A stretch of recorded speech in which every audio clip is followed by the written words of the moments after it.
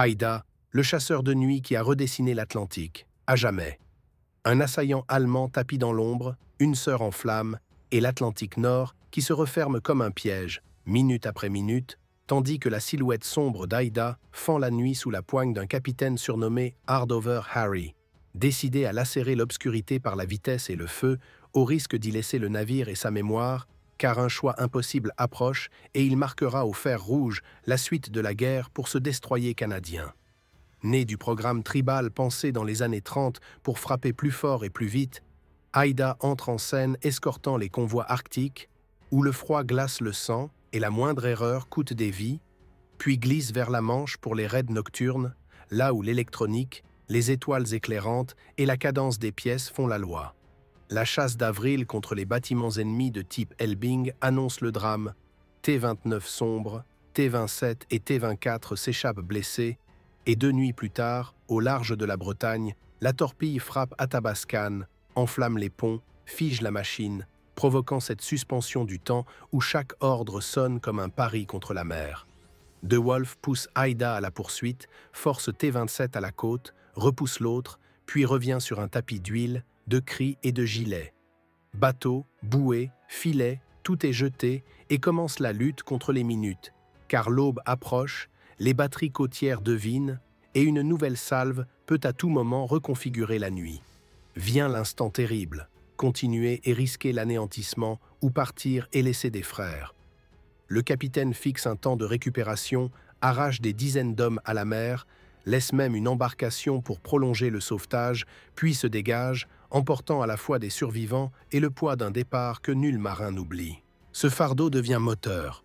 Dans les semaines suivantes, Haïda et Huron verrouillent les routes, traquent jusqu'à Ushant, où Z-32 finit sur les rochers, preuve qu'une revanche peut prendre la forme d'une précision froide, d'un art de la nuit où l'on nie à l'ennemi la solution de tir et l'on impose la sienne au moment exact. Au fil d'Overlord, la partition s'élargit. Couper les sorties, couvrir les flottilles alliées, réduire les patrouilles et dragueurs, puis enchaîner les interceptions avec Esquimaux, jusqu'à forger la réputation de navire le plus combatif, non par un exploit isolé, mais par l'addition implacable de nuits gagnées. Après la promotion du capitaine, le navire repart pour modernisation, revient, termine la guerre en escorte nordique, puis renaît en Corée, où l'art du blocus, la protection des porte-avions et même la chasse au train redonnent à l'acier un autre tempo avant que l'usure matérielle n'impose, des années plus tard, la retraite et la sauvegarde patrimoniale. Tout revient à la nuit du sauvetage interrompu. Aucune gloire ne l'efface, mais la responsabilité assumée devient une méthode qui évite d'autres drames et fonde une légende. Si ce récit a tenu en haleine, un like, un commentaire sur la décision qui a le plus frappé et un abonnement aideront à poursuivre ces histoires maritimes pensées pour un public adulte exigeant. Est-ce que ce format plus court convient? Et si oui, la prochaine version affinera le drame du sauvetage en accentuant les sensations à bord et la mécanique minute par minute.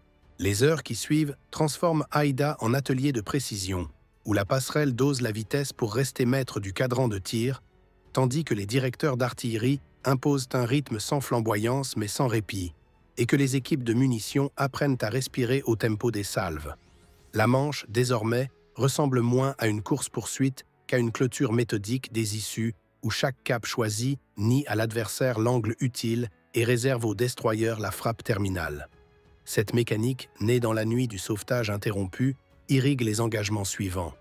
Au large des caps bretons, Haïda travaille en paire serrée avec un compagnon de ligne, verrouille la route d'un convoi escorté, puis disperse l'écran par des éclairs bien ménagés avant de rabattre l'ennemi vers ses rochers, signe que la revanche peut être une science avant d'être une colère, et que la psychologie d'une flottille se réécrit par l'efficacité plus que par la fureur.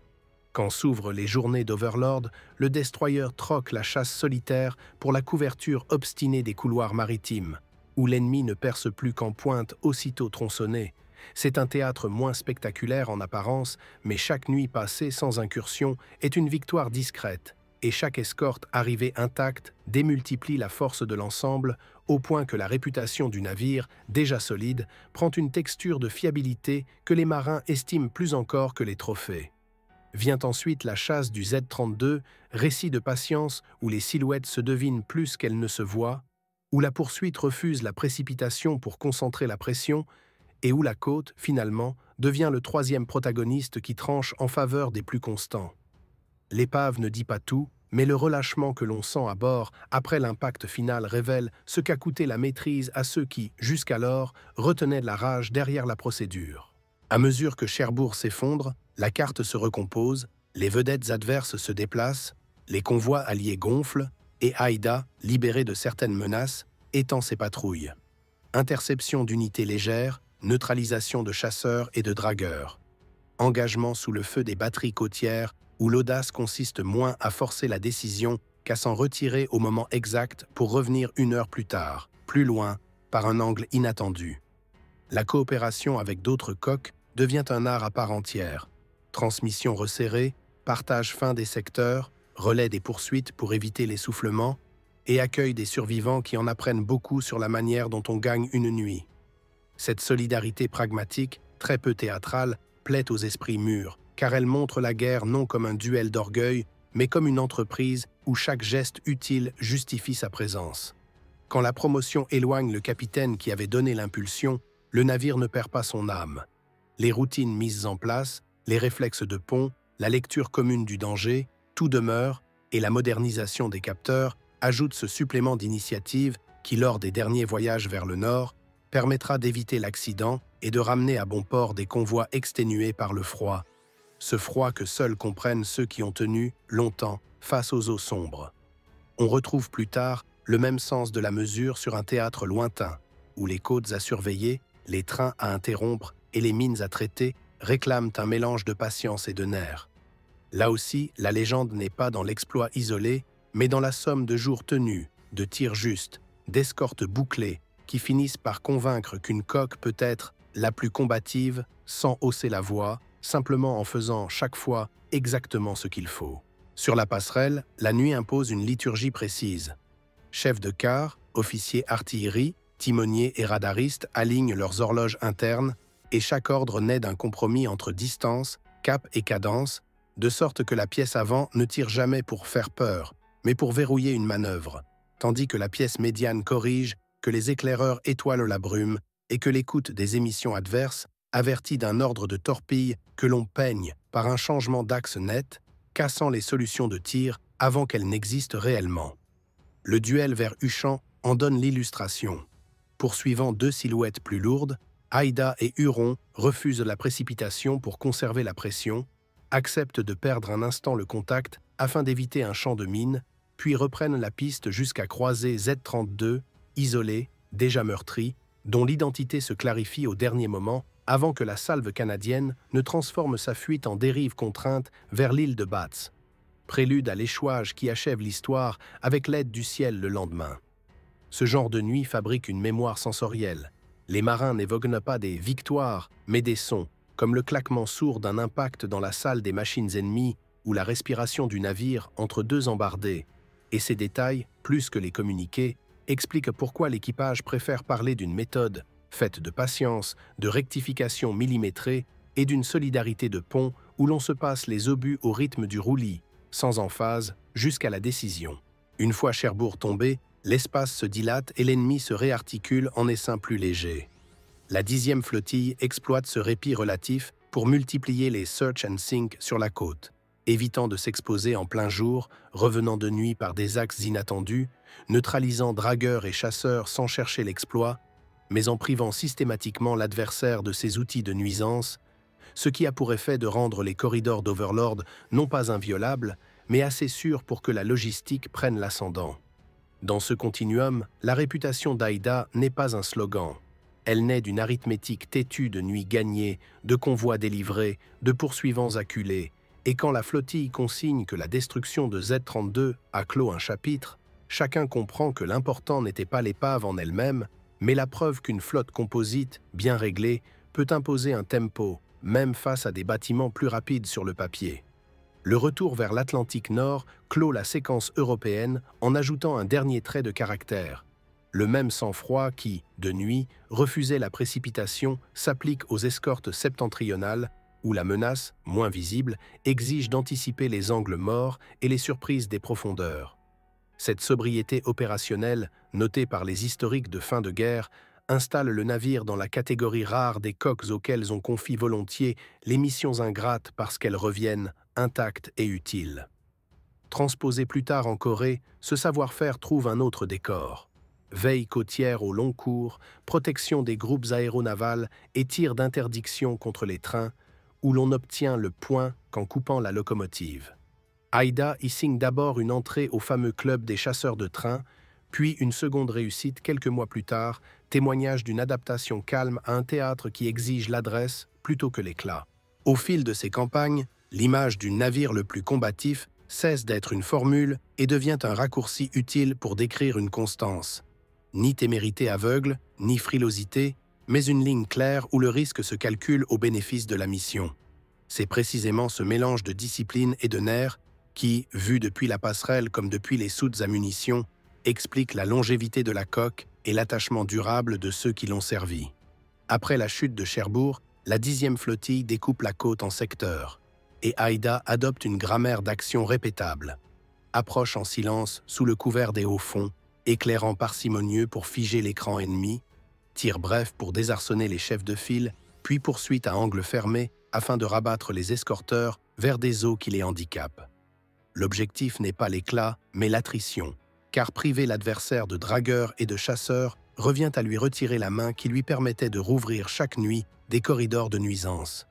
Une patrouille type s'ouvre par une écoute obstinée des échos et l'identification d'un convoi côtier. Aida garde ses pièces au repos jusqu'au moment où la flottille peut couper la route entre la côte et les coques lentes, puis, au signal, déclenche un feu net et court pendant que la paire alliée referme la porte. Sous cette pression conjointe, les escorteurs tentent le rideau de fumée, mais l'angle de poursuite, gardé jusqu'au bout, les pousse vers les rochers ou dans la gueule d'une seconde salve. À la fin, on compte moins des trophées que des routes désormais silencieuses. Dans la nuit de l'île Dieu, la méthode donne un résultat maximal. Contact radar, attente patiente pour se glisser côté large, puis irruption à l'instant choisi qui fragmente le groupe ennemi. Pendant 2 heures, la mer est labourée par l'artillerie jusqu'à l'effondrement quasi total du convoi et de son écran, et si Aida encaisse un accident à la tourelle arrière, la cohésion de la force lui permet de rester en ligne et de reprendre quelques heures plus tard la même partition contre un second groupe, preuve que la procédure est devenue une seconde nature. L'apport ne se mesure pas qu'en épave. À mesure que ces search and sink réduisent les moyens côtiers adverses, le couloir logistique d'Overlord s'épaissit, les raids de harcèlement s'espacent et la maîtrise du rythme revient aux alliés. Cette efficacité sans panache tape à l'œil est précisément ce qui séduit les observateurs exigeants qui préfèrent une sécurité accumulative à des coups d'éclat isolés et qui voient, dans la constance d'Aida, l'outil idéal pour tenir la nuit au profit du jour. Au-delà des tirs, la coopération avec les forces locales affine le rendement. Rendez-vous discret avec les représentants de la résistance pour caler les horaires, signaux échangés à terre pour repérer les mouvements, interception de vedettes chargées de personnel et de documents, et transfert d'équipements aux groupes amis. Cette chaîne courte entre ponts alliés et réseaux terrestres permet d'étrangler ce qui reste de circulation utile à l'adversaire et d'augmenter à moindre coût la portée de chaque sortie. Quand sonne l'ordre de rentrer au pays pour modernisation, le sentiment à bord est paradoxal. La mission immédiate semble inachevée, mais chacun sait que les capteurs et les transmissions remis à niveau valent, à long terme, des nuits épargnées. Ainsi, la séquence post-Cherbourg s'achève sans flambée finale, plutôt comme une courbe descendante de menaces, exactement ce que devait produire une stratégie d'érosion méthodique menée par des coqs dociles à la manœuvre et fermes à la décision. C'est dans cette continuité que se cristallise la réputation du navire le plus combatif, non pas le plus bruyant, mais le plus fiable pour répéter sans faillir un schéma gagnant qui protège les couloirs, brise les petites dents adverses et rend au large une apparence de normalité. Ce que retiennent les journaux de marche, ce sont ces nuits dont il ne reste presque rien à raconter, sinon la liste d'unités neutralisées et de routes redevenues muettes. Et lorsque le destroyer hisse l'ancre vers l'Atlantique, il emporte une somme d'habitudes qui, déplacées plus tard sur d'autres théâtres, continueront de porter dosage de l'audace, respect de la procédure et cette politesse professionnelle envers la mer qui consiste à ne jamais tenter 2 miracles à la suite. c'est la signature d'une coque arrivée à maturité, prête pour l'étape suivante, sans renier ce qu'elle a appris, nuit après nuit. Dans l'ombre des caps après Cherbourg, une interception se prépare comme une opération chirurgicale. L'équipe écoute d'abord le bas bruit des pas sur la passerelle, réduit chaque mouvement superflu, règle l'éclairage au strict nécessaire et laisse les écrans parler, car la meilleure surprise est celle que l'on fabrique par l'absence de signes. La route s'aligne côté large, à distance constante, pour maintenir la cible entre côte et mer ouverte, où le moindre crochet peut devenir un piège si l'on tient le bon angle. La fixation commence à bas régime, hélice contenue pour éviter l'écho inutile, pendant que la radio coordonne la paire alliée, l'une prête à fermer, l'autre à piquer au travers. Quand la distance atteint le seuil convenu, l'ordre tombe, bref, et les éclatants perçant une seule fois la brume, juste assez pour figer la géométrie. Alors, l'artillerie parle peu, mais juste, visant les passerelles des escorteurs et leurs pièces. Pas l'effet dramatique, seulement la neutralisation du regard et des bras qui protègent. La fermeture s'exécute comme un compas qui pince. Aïda garde la pression par l'avant, sa partenaire glisse en contrebord pour couper la route de fuite, et l'écran rival, surpris de voir sa fumée servir de rideau à son propre enfermement, cherche la côte pour y trouver secours. C'est précisément ce que la manœuvre voulait, car les hauts fonds deviennent un second allié, et le feu, désormais, n'a plus qu'à guider la proie vers le seul corridor disponible, celui qui mène au rocher. Au poste des munitions, le temps n'a pas la même texture. Chaque obus circule à la main sous le roulis, chaque cadence est une promesse que le prochain départ sera aussi propre que le précédent. Et le chef de pièce, silencieux, compte sans compter. Sur la passerelle, l'officier de tir d'ose refuse l'ivresse du feu long, préfère 3 salves nettes à 1 minute de tonnerre, parce que l'économie de la nuit se gagne au coup utile, pas au vacarme. Quand l'escorte lâche, l'attention bascule aussitôt sur la proie lente, cargo, chaland, dragueur. On ne les coule pas pour l'orgueil, mais pour effacer des routes. Et le commandement, déjà, pense au retour par un autre axe, car la meilleure suite d'une interception réussie est d'en préparer une seconde, qui n'utilise ni la même heure, ni le même dessin. La mer, ainsi travaillée, devient un échiquier où l'adversaire n'a plus que des coups perdants. À l'aube, rien d'héroïque à raconter sur le pont. Relevé de consommation, inventaire des obus spéciaux, contrôle des tourelles, et ces regards brefs qui disent que la mécanique a tenu. C'est la beauté austère de ces nuits qui laisse derrière elle des couloirs plus sûrs et devant elle une méthode confirmée, prête à être rejouée sans emphase, exactement là où l'ennemi s'y attend le moins. La suite n'est pas une montée en volume, mais un approfondissement du style. Aïda devient l'instrument d'un tempo collectif, capable de passer en 1 heure de l'escorte serrée d'un convoi à la coupe d'une route côtière, puis au retrait discret avant la bascule de la marée. Cette élasticité, qui préfère la régularité à l'exceptionnel, installe une confiance que les marins nomment sobrement « tenue de nuit ». Sur un autre front, la paire avec un compagnon aguerri s'affine jusqu'au réflexe. Transmission épurée, modèle de poursuite répété, partage d'angles assigné à l'avance. On y gagne des minutes et l'on économise des risques, car c'est la coordination qui décide du prix payé pour chaque succès. Et la flottille a déjà trop appris pour s'offrir un revers par impatience. Le rivage, souvent, s'invite comme arbitre. Batteries qui s'allument au mauvais moment, ressacs qui brouillent les distances, bancs qui changent la donne. Cette contrainte n'est pas un hasard défavorable, mais un paramètre que l'on apprivoise en choisissant son heure, son approche et la durée d'exposition maximale, de sorte qu'aucun succès n'exige 2 miracles de suite. C'est la maturité qui parle, pas la frilosité. À la machine, la guerre se gagne autrement. Régime tenu sans surchauffe, transition propre pour éviter les pannes, discipline du bruit qui vaut parfois plus qu'un nœud supplémentaire. Les mécaniciens, rarement cités dans les récits, portent pourtant la décision, car une poursuite qui ne casse pas la respiration du navire donne à l'artillerie les secondes dont elle a besoin pour signer. Et lorsque l'Atlantique Nord rappelle le destroyer à l'escorte des routes froides, il ne s'agit plus de survivre par l'instinct, mais d'appliquer ce même calcul aux menaces invisibles. Angle mort minimisé, silhouette réduite, patience longue sous un ciel sans événement. La victoire, ici, est un retour sans incident, et la fierté, un convoi livré au jour suivant. Ces pages, sans panache agressif, sont celles que préfèrent les adultes exigeants. Elles montrent qu'une légende navale tient moins à une explosion célèbre qu'à une somme de décisions justes, répétées au fil d'eau difficiles. C'est ce qui fait, au bout du compte, la singularité d'un destroyer devenu repère, non pour avoir crié plus fort, mais pour avoir, nuit après nuit, choisi exactement ce qu'il fallait faire. Dans la pénombre des postes, la guerre prend une texture presque domestique.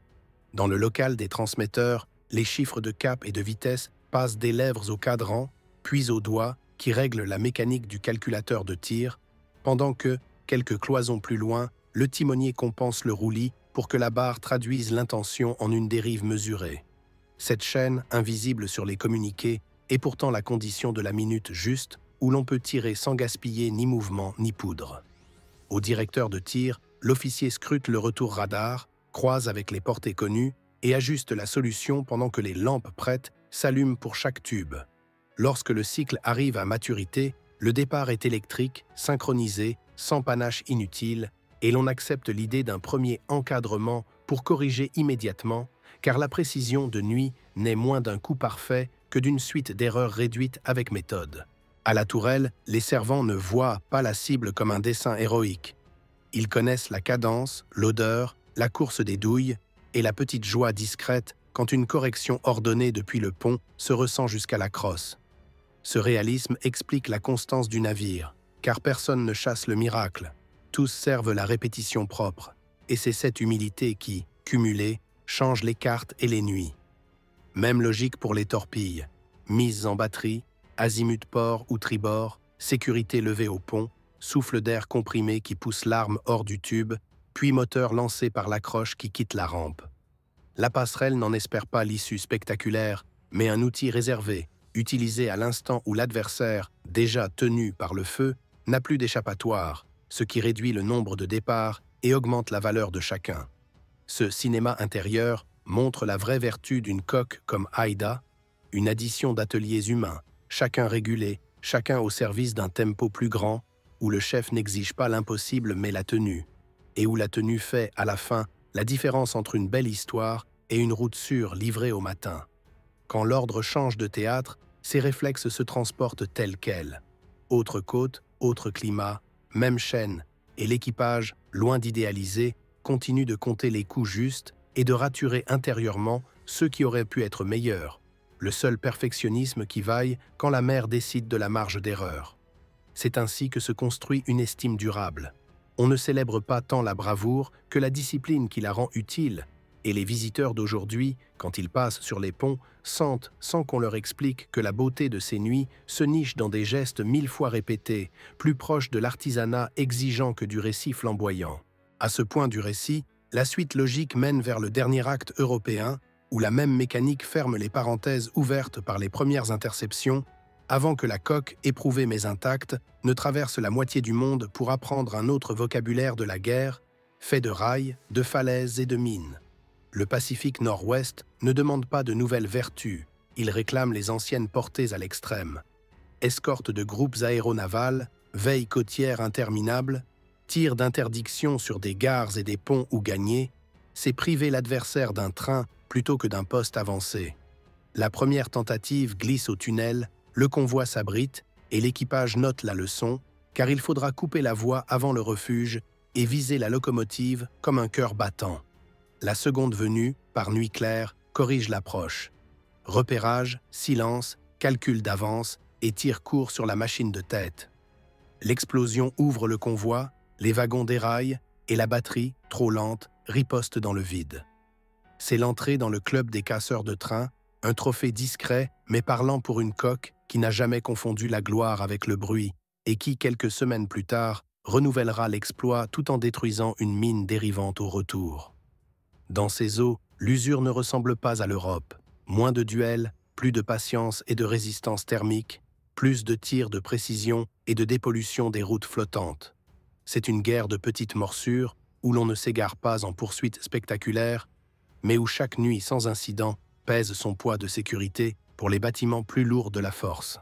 La mécanique interne suit, génératrice tenue, rythme moteur adouci, contrôle du bruit pour approcher des falaises sans se trahir, et même l'artillerie, pourtant reine des embruns atlantiques, accepte ici d'être un scalpel intermittent plutôt qu'un marteau. Les mêmes hommes qui, hier, fermaient des routes de la Manche, composent maintenant avec des rails et des tunnels, sans changer de vocabulaire. Économie, netteté, utilité. Les journaux retiennent des dates et des chiffres, mais les équipages, eux, se souviennent d'un sentiment. Celui d'avoir servi un outil dont la justesse rendait leur nuit plus courte et leur retour plus probable. C'est ainsi que se scelle, loin des projecteurs, une réputation qui survivra au théâtre et aux décennies, jusqu'à devenir un point de passage obligé pour comprendre ce que peut une coque bien tenue. Et lorsque la rotation ramène le destroyer à son port, l'itinéraire n'a rien d'un adieu.